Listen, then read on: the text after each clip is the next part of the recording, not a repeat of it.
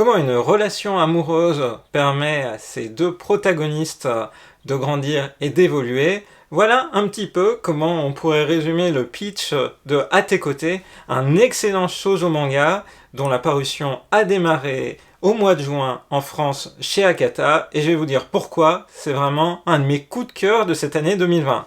On y va!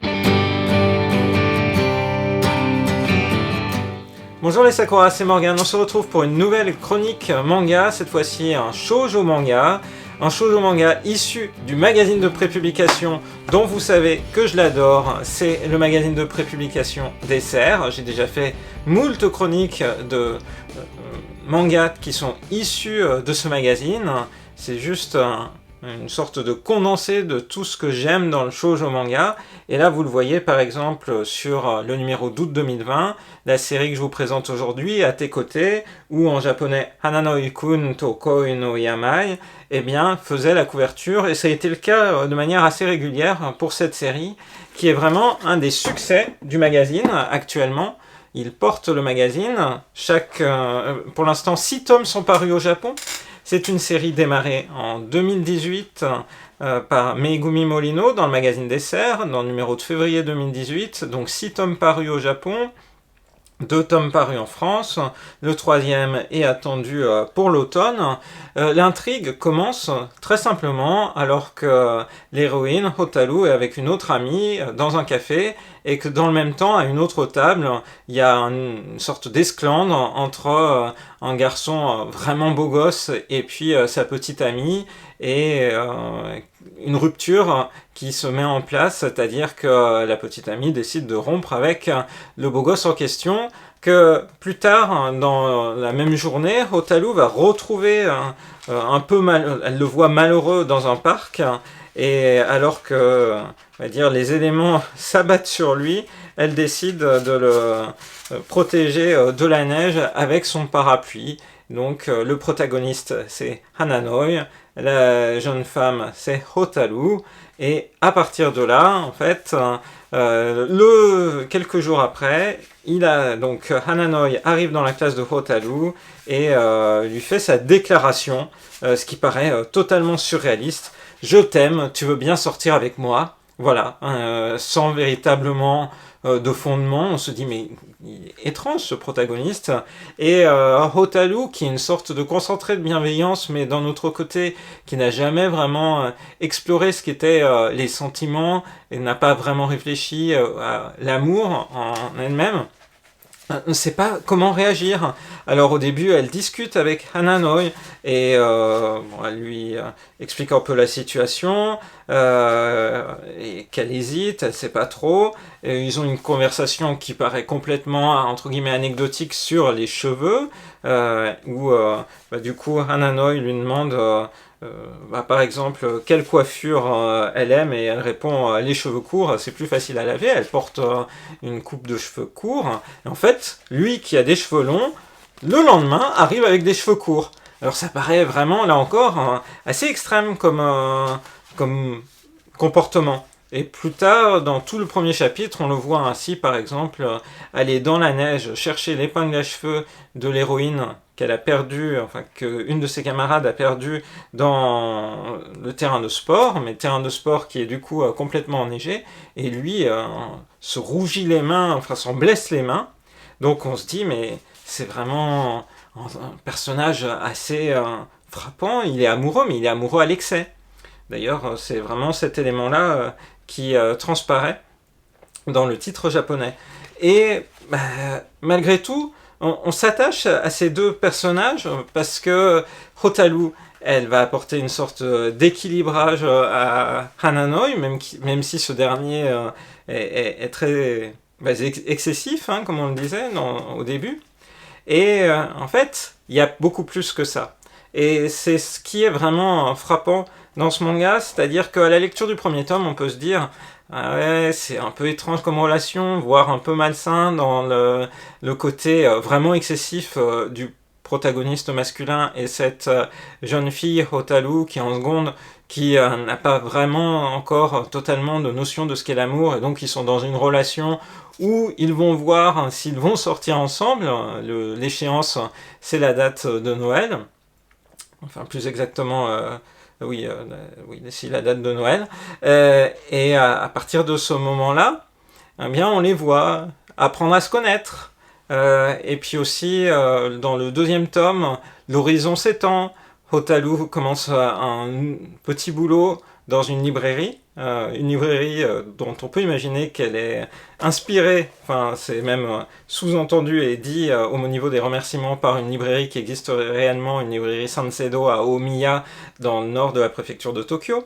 Du coup, c'est ce qu'on découvre, elle commence à avoir des collègues de travail, et puis on a vraiment un champ qui s'ouvre à partir de là, à partir de ce deuxième tome, de la même manière que finalement, on va apprendre à mieux connaître Hananoi et puis son côté un peu excessif. Ce qu'on voit quand même, c'est qu'il n'est pas seulement centré dans sa relation amoureuse, c'est aussi un passionné de livres. Donc, il y a des choses. Megumi Morino, elle est très forte pour suggérer à chaque fois qu'il y a une explication derrière le comportement de chacun des personnages, à la fois Hotaru, et puis ce qu'elle a vécu, pourquoi elle a des cheveux courts par exemple, c'est un des mystères qui, on va dire, traverse le manga et qui est progressivement dévoilé. Et de la même manière, Hananoi et son côté très excessif va en fait être expliqué, et des scènes du tome 1 qui paraissaient vraiment, c'est bizarre, vont être beaucoup mieux compréhensibles une fois que des éléments dans les tomes suivants sont dévoilés. Donc en France pour l'instant on a les 2 premiers tomes. Moi c'est un manga que j'ai donc vraiment pris plaisir à apprécier au fil des chapitres prépubliés dans le magazine Dessert, et vraiment à partir du 2e tome, je me suis dit ouais c'est vraiment un manga attachant, et encore plus par la suite. Donc ça fait vraiment plaisir de voir ce titre arriver en France. Donc comme je le disais en introduction, ce qu'on voit vraiment, l'histoire est vraiment centrée sur ces 2 protagonistes, Hananoi et Hotaru, mais pas uniquement, puisque la gamme de personnages s'élargit, mais de manière tout à fait cohérente au fil des tomes, eh bien, vont grandir à travers leurs relations. Et même si cette relation peut paraître un peu déséquilibrée initialement entre quelqu'un qui aime beaucoup et quelqu'un qui ne ressent a priori pas d'amour, eh bien, en fait, c'est plus que ça, il y a beaucoup plus que ça, et leur propre... finalement, ils s'enrichissent l'un l'autre, ils s'enrichissent mutuellement, et c'est ce qu'on découvre, finalement, à leur côté, dans cette histoire.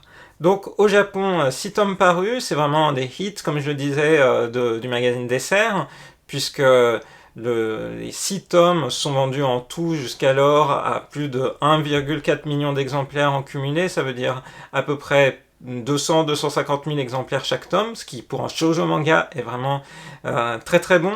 La qualité des dessins est vraiment incroyable. Moi, je trouve chacune des illustrations de Megumi Morino absolument séduisante.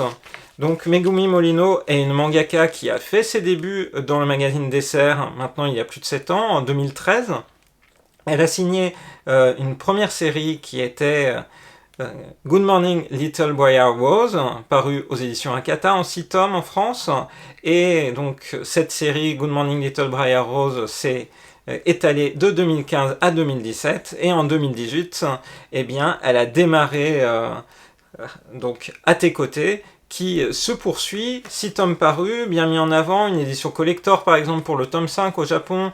À chaque fois qu'un nouveau tome paraissait, on le voyait bien mis en avant dans les librairies à Tokyo, donc c'est vraiment un des titres phares de l'éditeur Kodansha à l'heure actuelle, et donc c'est vraiment super que Akata ait acquis ce titre, qui pour sa parution et pour souligner, on va dire, les efforts et le talent de Megumi Molino, qui est nul doute une autrice à suivre déjà maintenant et sans doute durant la prochaine décennie.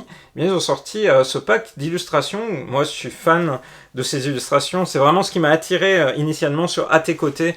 D'ailleurs, normalement, nous avons le premier tome en japonais, voilà, qu'on avait acheté à sa parution au Japon.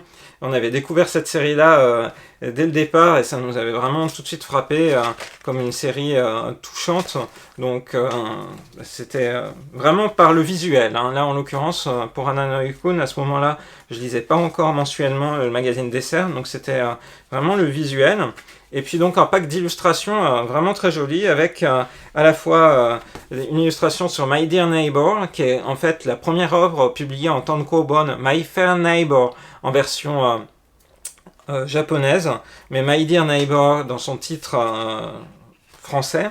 Et puis des illustrations de Good Morning Little Briar Rose, et enfin des illustrations de À tes côtés. Si vous voulez en savoir plus sur finalement ce petit bonus, n'hésitez pas à aller consulter la chaîne YouTube des éditions Akata, parce que c'est vraiment un éditeur qui fait des efforts pour communiquer sur la manière, les choix éditoriaux, les bonus, ce que ça représente aussi pour un éditeur d'investir dans des opérations promotionnelles comme ça. C'était vraiment très intéressant. Et pour en revenir à Megumi Molino, eh bien, pour moi, c'est vraiment son talent qui transparaissait avec Good Morning Little Briar Rose, mais que j'aime vraiment encore plus. Là, ça m'enthousiasme dans À tes côtés. C'est vraiment pour dépeindre des personnages qui ont des faiblesses. On a tous des faiblesses ou des choses sur lesquelles on a travaillé pour évoluer, et c'est ce qu'elle fait, c'est ce qu'elle montre très bien dans ces tomes, dans ces histoires. Et là, en l'occurrence, dans À tes côtés, même le côté peut-être un peu sombre par l'excès de Hanano-kun est expliqué, et elle va s'ouvrir, il va plus être forcément dans l'excès sur une personne. On verra des choses son monde s'élargir, son monde s'agrandit, et de la même manière, il y a des choses un peu qui peuvent paraître anecdotiques, mais qui montrent bien la manière dont les personnages évoluent. Et moi, c'est ce que j'aime dans cette intrigue, c'est que les personnages évoluent.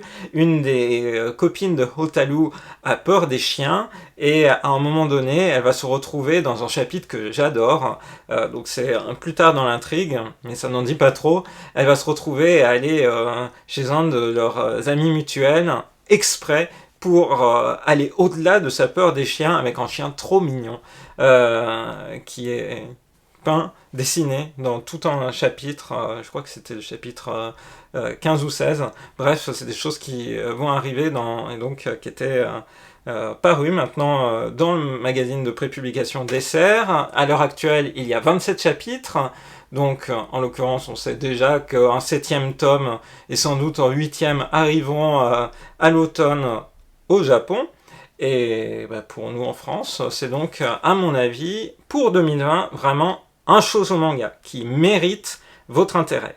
Voilà, j'espère que cette vidéo de présentation de À tes côtés vous a plu. C'est un manga aussi qu'on évoque avec Rosalis dans un de nos vendredis lecture shoujo manga, donc si vous voulez aller voir aussi plus généralement eh bien, des titres que vous avez envie de découvrir, et si vous voulez aussi avoir l'avis de Rosalie sur À tes côtés, n'hésitez pas à aller voir cette vidéo. Voilà, maintenant il ne me reste plus qu'à vous dire à très bientôt dans une prochaine vidéo sur la chaîne de Rosalis. Bye bye.